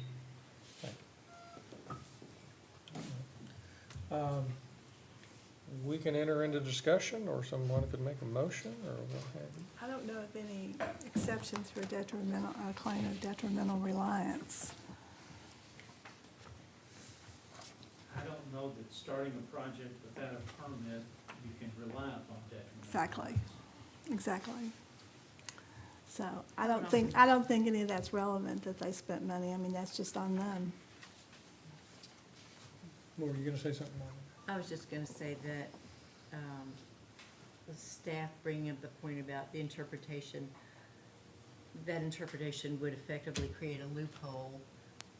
I don't wanna be in the business of creating loopholes, but she also says, city and county staff are working with a consultant to develop more modern standards, and the staff hopes the updated codes will be adopted by the summer of 2026. Well, it's almost 2026, so it sounds like you guys are in a pickle financially, but it doesn't sound like you're gonna have to wait too much longer for the codes to possibly change. I'd be curious to know more about that now. Just if that's going to be an option for us early summer, or if that's going to happen, so we don't have to go ahead and divide our property, if that's your I rule. think probably the process here is we'll make a ruling, and then based on that ruling for or against, then you can talk with staff about what your options are. But I think what Ms. Townsley's saying is, if we rule against you, looks like you've got an option that you're wanting. It may be a little more time, but you're not like gonna have to tear it down and be without that, what you're trying to do, the money, et cetera. So I think we have to make a determination first, and I think there are some options, because I don't think anybody wants to hurt anybody financially. We have to follow what we've got as far as regulations, et cetera, et cetera. So, I think probably the thing to do is to let us make our ruling, and then from there, you can speak with staff about what to go forward, et cetera. All right. Well, just for a brief discussion, I think everything's been covered really well in the staff report, and we've had some good testimony from the applicants. But I feel like it's pretty cut and dried as far as, an unintended consequence of moving ahead and not really having the approval. And because of this kind of a precedent that this can set at this time with our zoning regulations, I think, at least for me, I'm going to vote to uphold what the staff has done. I think for board's purposes, I think it's important that we put in the record that upon consideration of legal counsel's, what they have shared with us tonight on this case also. Okay. Well, would someone like to make a motion? Or I can, I don't. Go ahead. Let Go Mark for it, Mitch. turn off her alarm. Sorry. It's all right. All right. Meeting's ready. In response to the request for an administrative appeal of Mark and Amy Keetle, 1564 Old Lawrenceburg Road, Frankfort, Kentucky, I move that Mark and Amy Keetle's request for the administrative appeal contesting the planning department's interpretation that they cannot request a conditional use permit for a short-term rental proposed to be located in an unpermitted accessory dwelling unit on the basis that the planning department did not act in error, and the department's interpretation that the appellant cannot request a conditional use permit for a short-term rental proposed to be located in an unpermitted accessory dwelling is correct, based upon the testimony we've heard from both the staff and from the applicant. So I've got a motion. Do we have a second? I'll second that. We have a motion and a second. If you call the roll, please. Ms. Skidmore? Yes. Mr. Holder? Yes. Mr. King? Yes. Mr. Buchanan, Yes. Mr. Richardson. Yes. Ms. Townsley. I'm sorry, we had to rule not in favor of you all, but I think there's an opportunity for things to work out, hopefully sooner than later, with the update to the regulations that hopefully will be done pretty quick. Because, yeah, anyway, thank you all for your patience, and wish you good luck. Appreciate it. Thank you. And I think with that, we have one more? Yeah. Two more? There are two more. Well, okay. If you would call the next item on the agenda. In accordance with sections 155.048, 155.085, 155.089, and 155.105 of the Franklin County Code of Ordinances, Nathan Daly is requesting approval of a conditional use permit to allow the operation of a short-term rental at 259 Big Eddy Road. The property is more specifically described as PVA map number 076-1001-003.00 in a rural residential zone district. Yes, the subject property is located on Big Eddy Beach Road, private road, 1101. The lot is approximately 0.65 acres in size and contains a 1,368 square foot single-family dwelling with 2 bedrooms. Adjoining property zoning is a single-family rural residential district and single-family residences. Okay. So according to our GIS data and the FEMA MSC, the subject property is located in a special flood hazard area, Zone AE. The AE zone is defined as the high-risk special flood hazard area inundated by the 1% annual chance flood, also known as the 100-year flood. The structure was flooded during the April 2025 flood disaster. However, on October 28th, 2025, a stream construction permit was granted for flood repairs. The subject property is large enough to accommodate the proposed use, and parking is available on the property with a 1,768 square feet parking pad, which will accommodate 8 vehicles in total. Because Big Eddy Beach Road is a narrow private road, staff recommends that on-street parking be prohibited for the short-term rental use. There are 2 existing short-term rental facilities within walking distance from the subject parcel at 0.1 and 0.4 miles respectively. Staff does have concerns that a concentration of short-term rentals may be forming in this neighborhood. However, given that the area is heavily impacted by the special flood hazard area, use of the properties for a more transient use may be appropriate, as it allows for the continued use of these dwellings while reducing the number of permanent residents who could be impacted or displaced by the flooding. Additionally, staff acknowledges that close proximity to the river may be desirable for short-term rental guests engaging in outdoor recreation activities. Because guests may not be familiar with the local hazards related to the flooding, staff does recommend that additional conditions related to flood hazards be adopted. Staff does have all positive findings, and with 2 additional findings in addition to the findings contained in the staff report, staff also finds that the proposed conditional use will not alter the essential character of the general vicinity nor cause a hazard or a nuisance to the public. The 2-bedroom dwelling is large enough to accommodate the allowable number of users of 8, and adequate parking is available. All necessary public services and facilities are or will be available. Number 2, the proposed conditional use should not adversely affect the public health, safety, or welfare, provided that the applicant properly notifies guests of the property's location with the special flood hazard area and posts an emergency evacuation plan and route in case of flood, as specified in the staff's recommendations, recommended conditions, Staff does recommend approval of the applicant's request for a conditional use permit. to allow short-term rental at the property located at 259 Big Eddy Road with conditions. And I'm open to any questions that you may have at this time. Where's the applicant? Are you the applicant? I did talk with him earlier today. He cannot make it. He said that he would send his business partner. I told him, I mean, it's not mandatory that they be here, but it's highly recommended that they come, and it's up to the applicant to come in case you all have questions. So I did let him know this today, so, yeah. Do you know if the applicant is in agreement with the conditions on the report? Okay.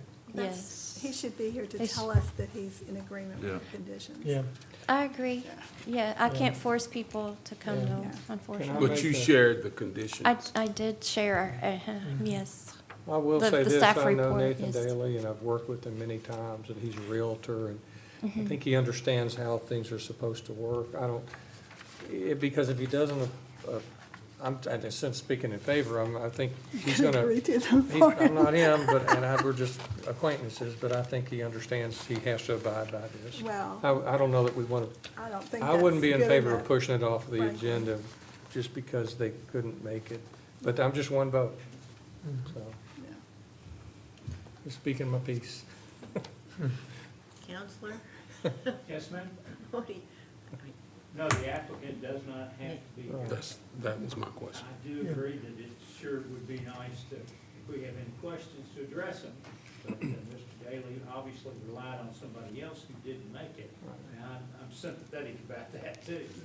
I will say this, if you're uncomfortable enough that you think we should table this item, I'm not opposed to that if there's a motion and it's approved. Table it for- I Whatever. would table it. I'd like to know why there's such a proliferation of these right there. Probably because it's a flood area. A lot of these flooded homes, shouldn't say a lot, but I'm finding that more and more are selling their flooded homes because they're selling for very cheap. Yeah. Yeah. But there's And no, it's a great area. And it's a great area, Yeah. yes. Well, It's and- right by the river and.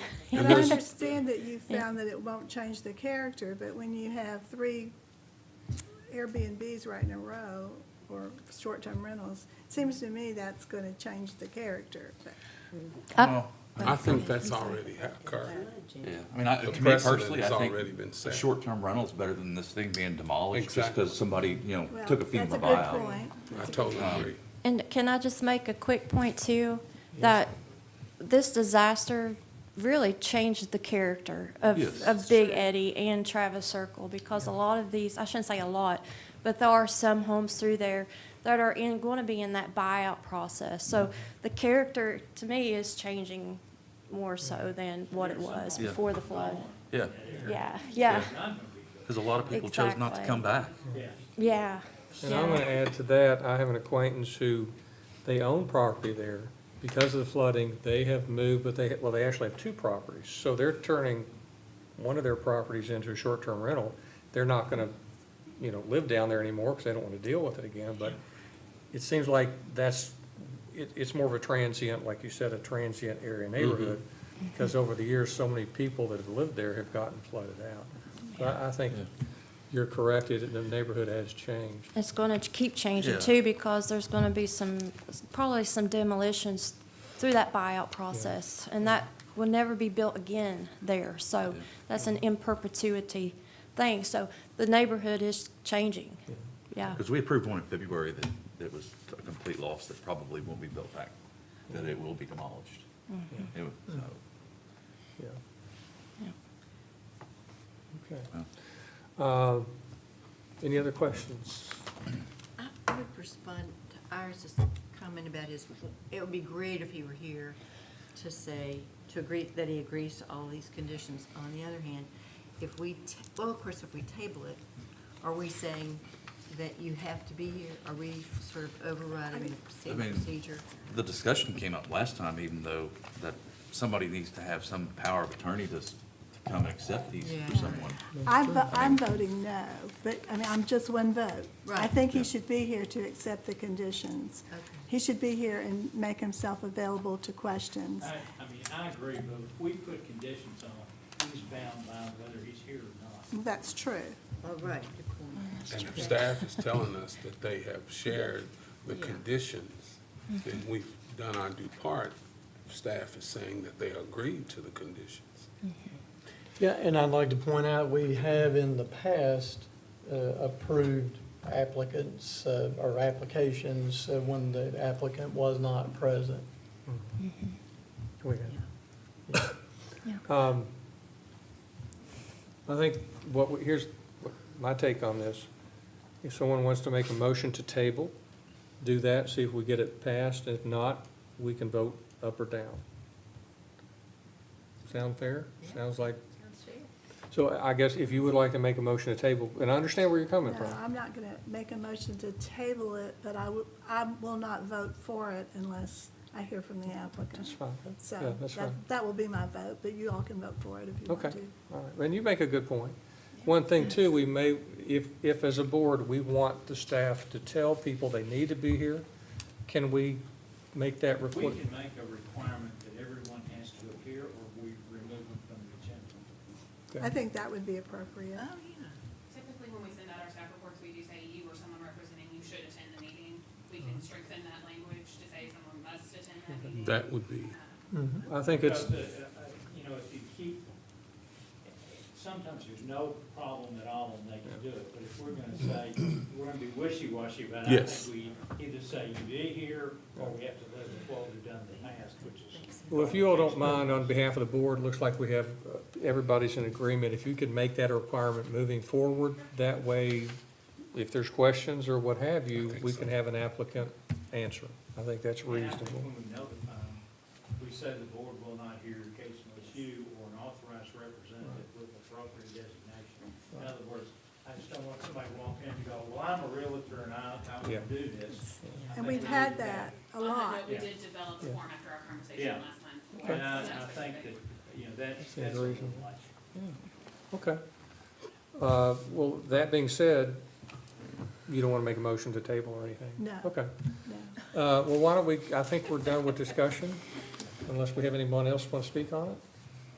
Not hearing any. Would someone like to make a motion? Sure, I'll go ahead and do that. I move that we approve the applicant's request. It's in accordance with sections 155.048, 155.085, 155.089, and 155.105 of the Franklin County Code of Ordinances, 259 Big Eddy Road LLC, to move for approval of conditional use permit to allow operation of a short-term rental at the same address, 259 Big Eddy Road. Property more specifically described as PVA map ID number 0761001-003.00 zone RR, and with all positive findings in the staff report. And let's see, I don't believe she read the conditions, so I probably better read those. That's number one. The conditional use only permitted at 259 Big Eddy Road. Number two, conditional use is granted only to 259 Big Eddy Road LLC to allow use of the property for short-term rental. The conditional use is not transferable, and any change in ownership will make this approval null and void. The short-term rental is registered with the county annually, and a business license obtained. A safety inspection of the premise shall be performed before the issuance of the conditional use permit and commencing of operations. Number six, there should be no on-street parking permitted. Number seven, the residents must have working smoke alarms that are not more than 10 years old from date of manufacture. Number eight, the residents must have working carbon monoxide alarms that are no more than 10 years old from date of manufacture if the residence has gas utilities of any kind. Occupancy of the short-term rental shall be limited to no more than 8. If operations cease, then notice shall be provided to County Planning and Building Codes Office for their records. The applicant shall post the following statement on the premises, as well as disclose in all advertisements, rental listings. Quote, this property is located within the special flood hazard area, which has a 1% annual chance of being inundated by flood waters, end of quote. The applicant shall provide and post an emergency evacuation plan and route in case of flood. All conditions of 155.089 noted special conditions 27 short-term rentals shall be satisfied. And finally, if a conditional use permit has not been exercised within 1 year of the board's action, it shall be null and void. End of motion. We have a motion. Do we have a second? Second. Second from the owner. Would you call a roll? Ms. Skidmore? No.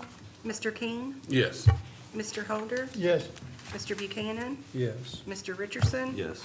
And Ms. Townsley? Yes. Motion carries. Things a good discussion.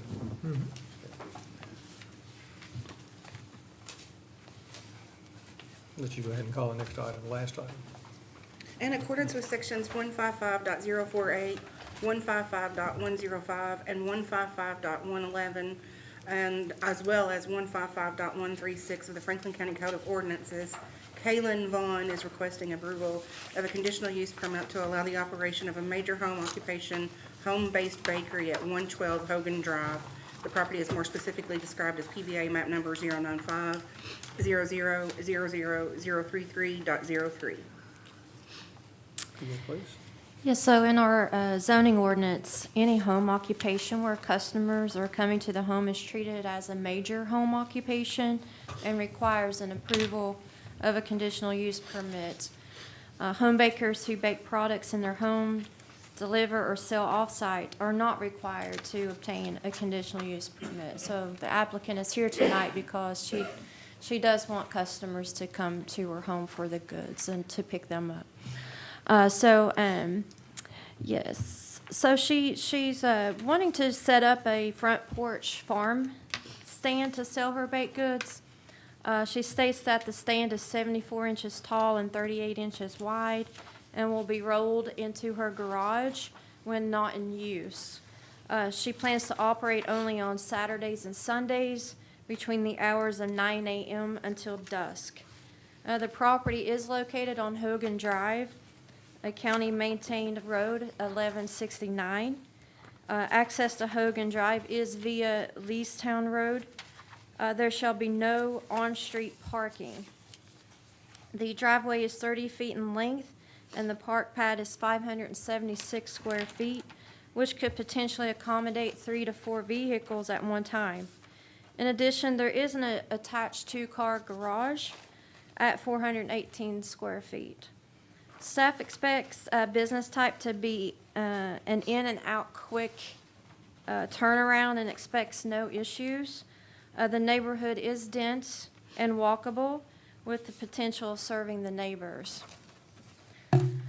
Staff did find all positive findings. Also, the applicant has stated that the home occupation will be conducted in her kitchen, which is 84 square feet. The applicant has stated that the home occupation is a proposed farm stand, which would be located on her front porch. Parking facilities required are provided, and customers will be able to utilize the existing driveway and/or street parking. Additionally, it is expected that some customers will be residents of the neighborhood and which would visit on foot.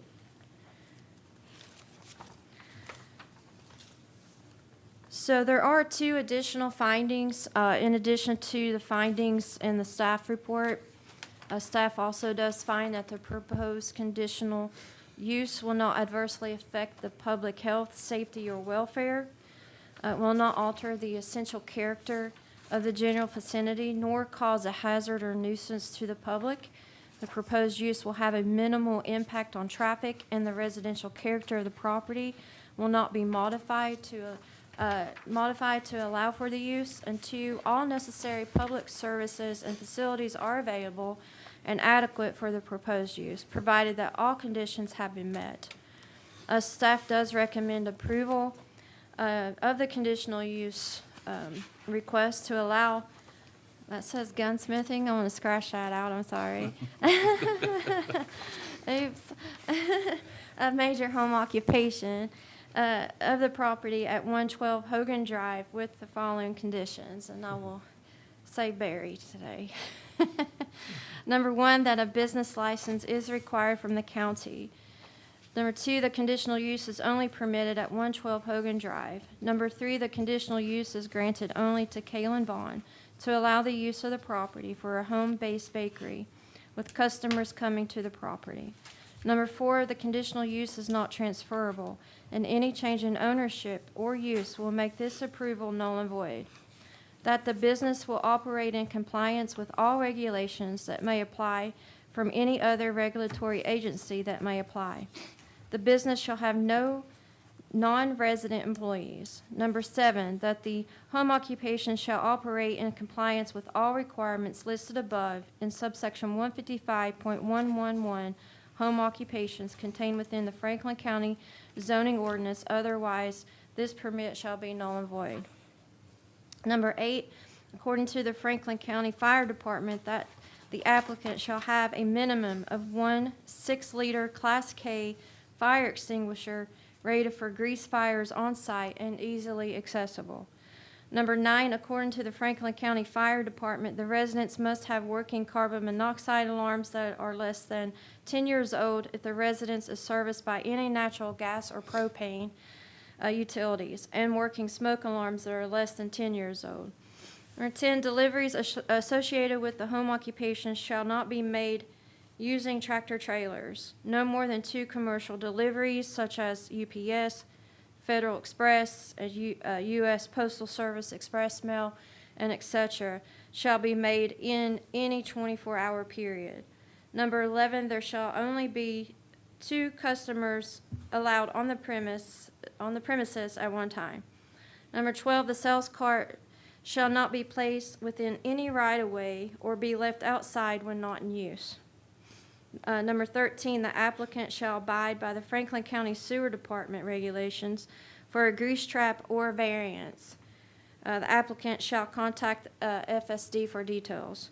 Number 14, there shall be no on-street parking. I'm open for any questions you may have at this time. Thank you. Any questions? I have some. Go for it. You're allowed. I hate to ask all the questions. All right. I don't understand this, the porch sales concept, because it sounds to me like that's almost like a yard sale on every Saturday and Sunday where you're going to have stuff out. And how do you keep people from parking along the street who want to stop and buy something like they do at every other yard sale in the county on Saturdays and Sundays? They park on the street and go up, and so I don't see how you're going to limit it to 2 persons. I don't see how you're going to keep the cars off the street. And is this the only time there's going to be customers there? Or are they going to come when there's not that little cart out there? Will they come in the house to buy the stuff? So I think that, I think the last question is definitely an applicant question. As far as, I mean, it's a hypothetical, you know, in a way. I can't really comment because it's kind of hypothetical, Like most you of know. our compliance issues, it would be complaint driven. If neighbors were seeing that there were cars parking in the street and it was creating a problem, they would call our office and we would get with the applicant and see what we could do. She did, as she is, you know, doing her advertising, perhaps she can say, you're not allowed to park on the street, park in my driveway. We would work with her in that regard. Again, if there are more than 2 people on premises, if there were complaints, we would do something about that. But you're right, we can't be there 24/7 to make sure that. Yeah. I can add to that. I'm familiar with that neighborhood. It's like a lot of these neighborhoods, the houses are pretty close together. There's really not much availability on on-street parking. And so I think if they can't find a place to park on the street, they're gonna naturally come into the driveway. Not always, but it's the easiest way to get out of the flow of traffic, because they're really tight in there, from what I recall. I used to work over there a lot, if that helps. Yeah, it's gonna be complaint driven, like you said. Yeah, but that's and when I was working over there, I would have to go into a driveway, or I had no place to park. Yeah, I'm just thinking about approving something that, with conditions that aren't really very realistic and causing problems in the neighborhood, that we don't need to do. I mean, you have Ridiculous. every authority to say you can't have this cart, that they have to knock on your door. I mean, that's within your jurisdiction, I guess you could It- say. Yeah. Seems to me like that's just like a yard sale or a garage sale, but it's all the time. And we can hear from the applicant about it.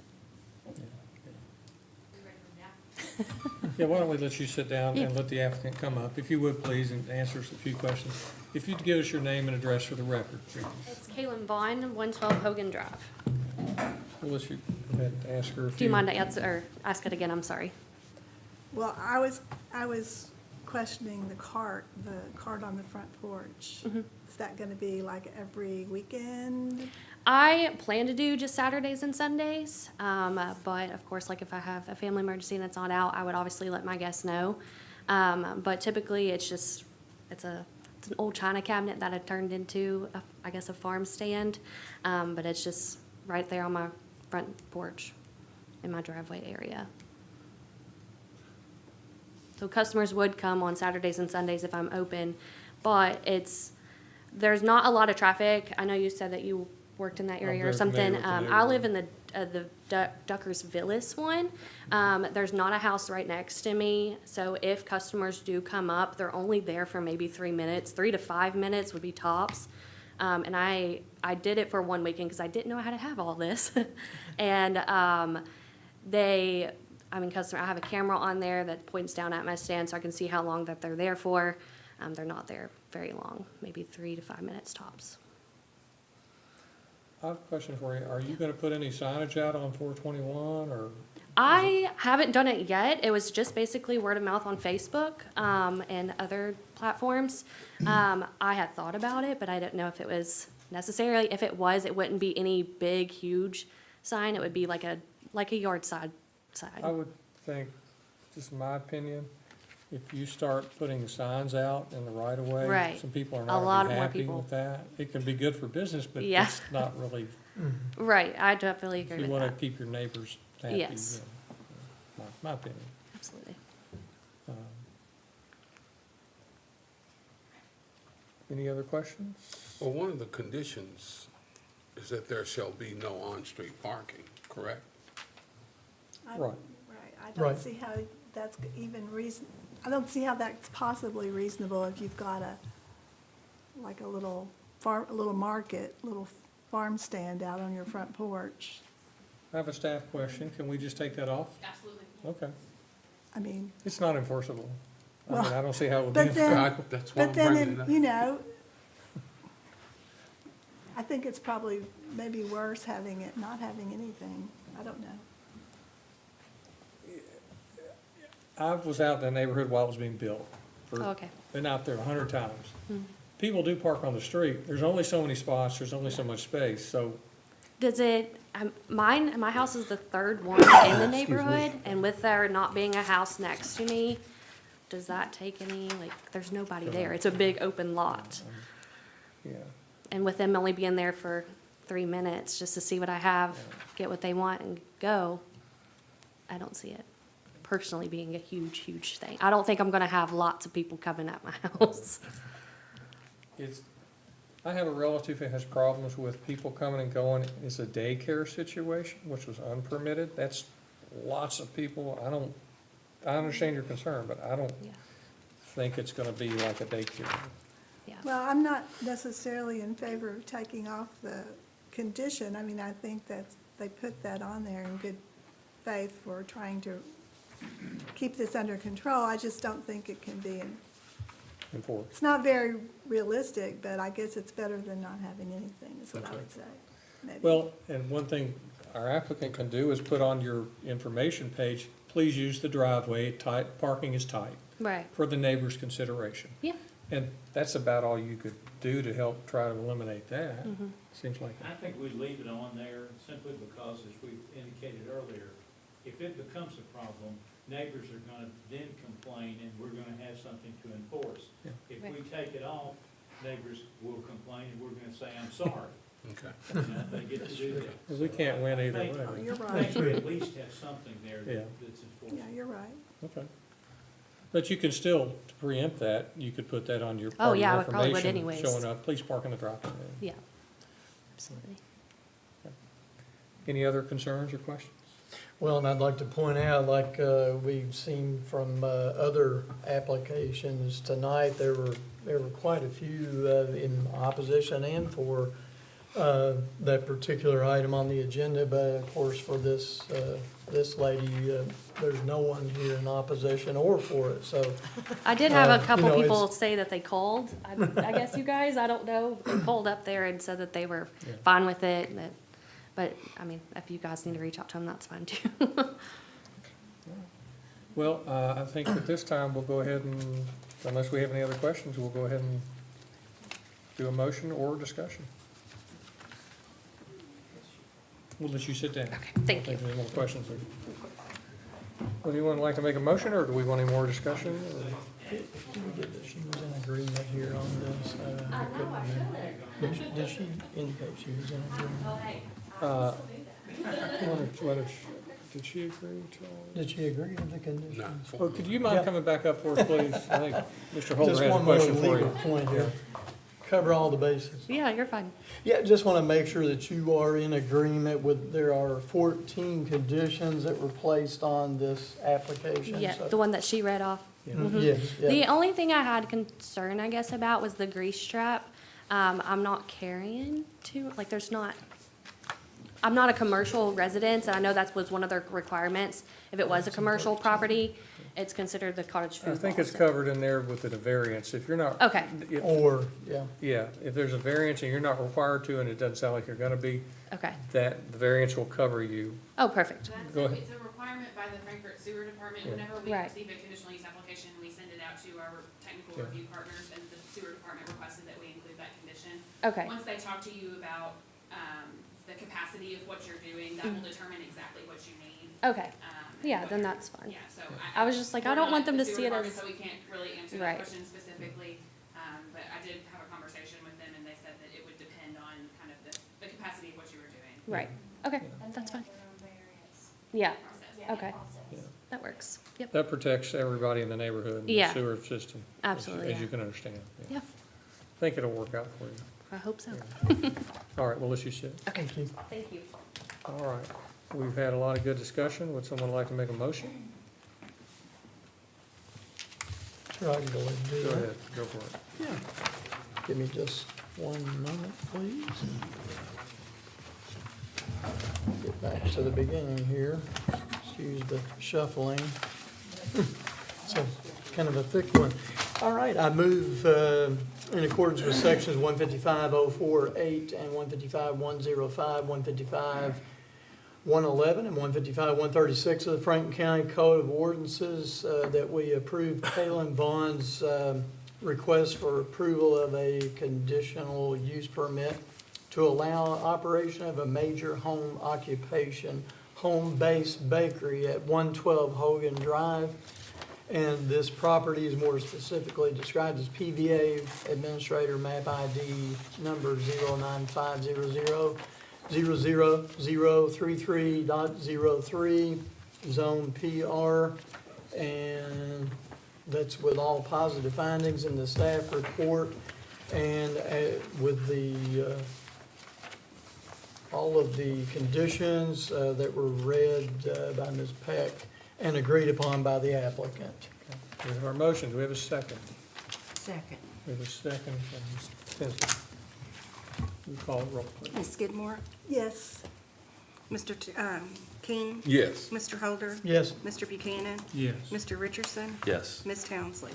Yeah. Carries. All right, you have your approval. Good luck to you. I don't believe we have any other items on the agenda, but I would say that several of us were really disappointed when we couldn't go to our planning conference. And we would love you to reschedule that. No doubt. Well, now we know we're gonna buy baked goods. That's right. And the park in the driveway. That's right. Right on. Well, need a motion to adjourn. I'll move to adjourn. Okay, we have a motion to second. Second, all those in favor say aye. Aye. Opposed, nay. We are adjourned. Thank you all. Happy holidays, everybody. Dinner.